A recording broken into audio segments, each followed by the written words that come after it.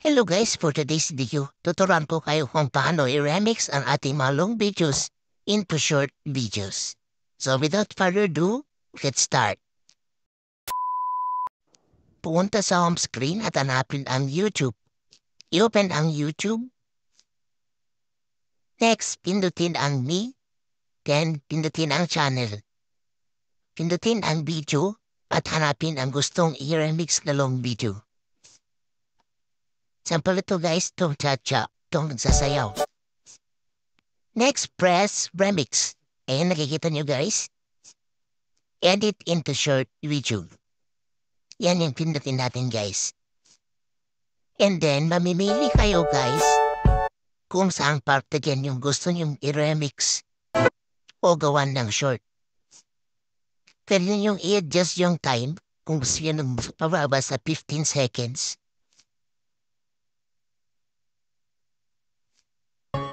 Yan yung napili natin guys. Yung nagsasayaw ng cha-cha.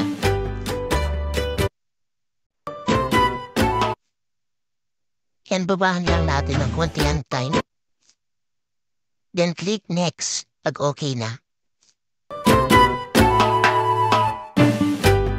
So ayan na guys. Pag ayaw natin yung sound, pwede natin siyang palitan. Pindutin na ang sound sa itaas. At sa search button, mamili tayo ng gusto natin ng sound. Halimbawa ito, cha-cha. Pilayin natin yung Y. YTV. Click yung arrow.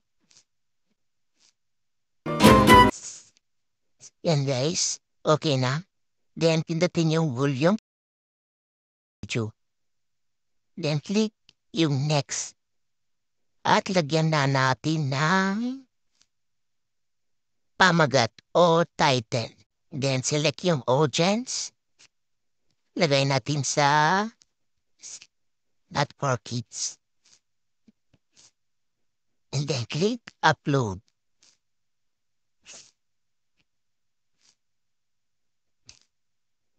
Yan po guys.